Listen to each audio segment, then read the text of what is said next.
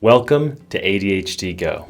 Many of the myths about ADHD begin with the vocabulary we use to talk about things. When things don't go as planned, it's easy to lie to ourselves and start using negative labels. And that really limits what we feel like is possible for ourselves and with our treatment.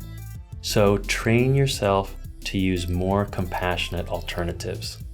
Here are some examples of some words you should be swapping out of your vocabulary for more compassionate alternatives. Lazy. Don't let anyone call you lazy. Don't call yourself lazy. It's a curse and it's not valid.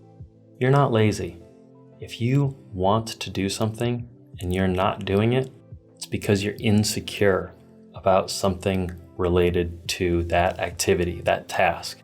So you just need to get started, get more information, overcome your insecurity. You're not lazy. Part of ADHD is dealing with these symptoms, but laziness is not the explanation. The symptoms are the explanation. And again, sometimes insecurity, and that's where treatment comes in. You're not lazy. Should. Remove all shoulds from your vocabulary, from your day, from your life. As much as possible, remove shoulds. There's going to be a few in there, but shoulds are just obligations placed on you from other people. They're not things you actually want. Things that other people want are not good motivators, but especially for atypicals. We need to want it and have curiosity about it to take real, meaningful action. Don't spend your time watering other people's flowers. Water your own. Stupid. You are not stupid. You're unfamiliar with something, right? You haven't practiced enough. You haven't studied whatever it is enough. You don't have the information. You're just not there yet, okay? You're not stupid. You're unfamiliar with something. Panic. I used to think panic was a positive thing because when I started to panic, sometimes I could switch on into my hyper-focus and get in the zone and really perform.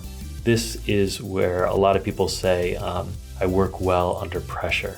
And while that might be true, panic is not a good way to get there, and just procrastinating until the last minute is not a good way ever to do your best work. Panic is stress.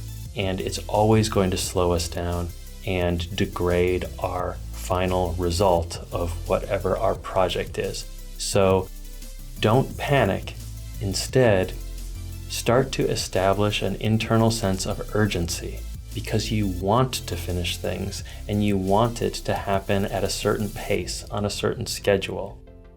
That urgency is a healthy way to motivate yourself to keep up your sustained effort and actually finish projects at a good pace. Failure. You're not a failure and you haven't failed. You can't possibly fail unless you give up. If you keep trying, you will succeed. You haven't failed, you're just not there yet. And there's nothing wrong with that. A lot of the things we're talking about is the work of a lifetime. Failure, setbacks are built in. That's part of it.